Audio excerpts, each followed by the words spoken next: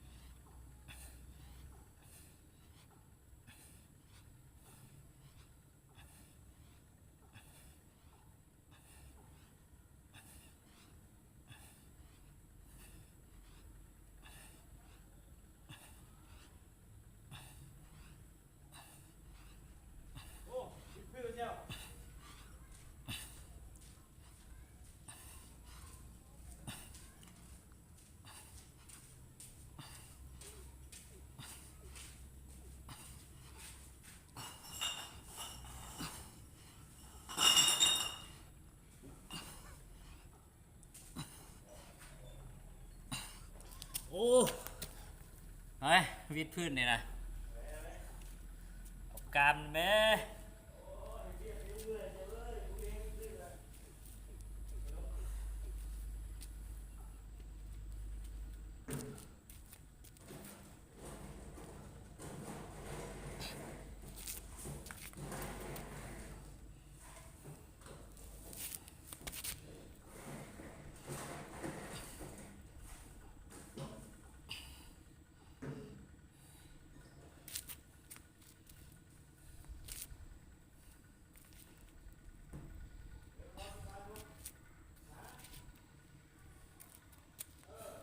เอาจากประมาณ5 นาทีก่อนเนาะ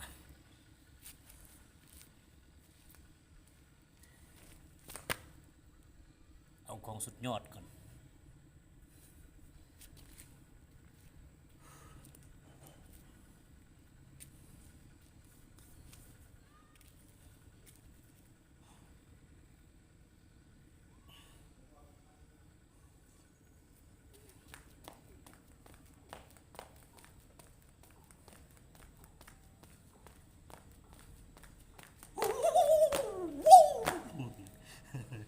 ป่านบรูซลีเนาะ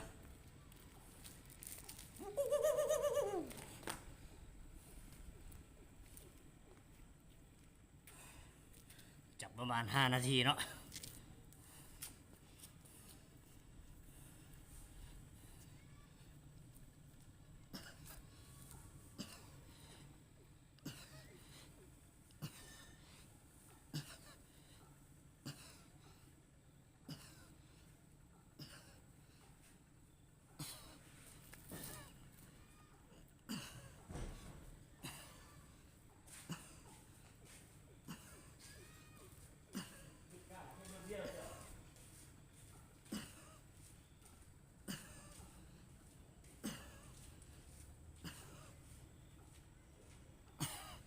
โอ้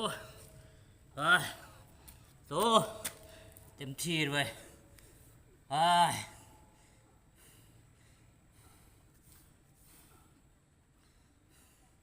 เอามือละหน่อยเอาซะ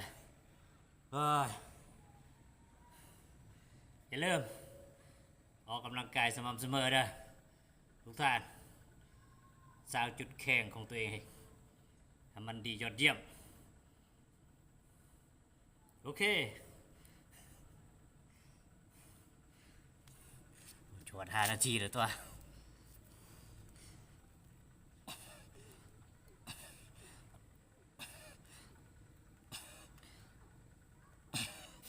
โอ้โห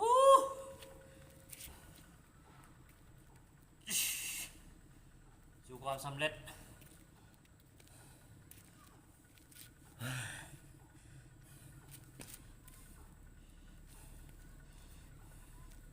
พอตี5 นาทีนะ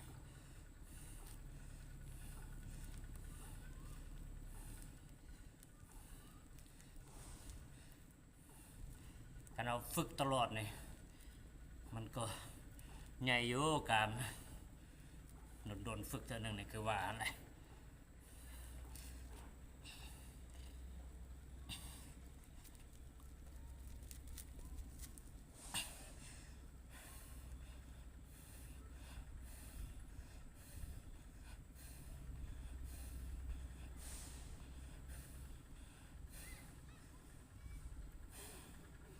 โอเคละ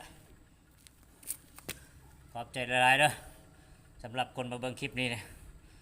ขอให้ร่ำให้รวยเด้อโอเค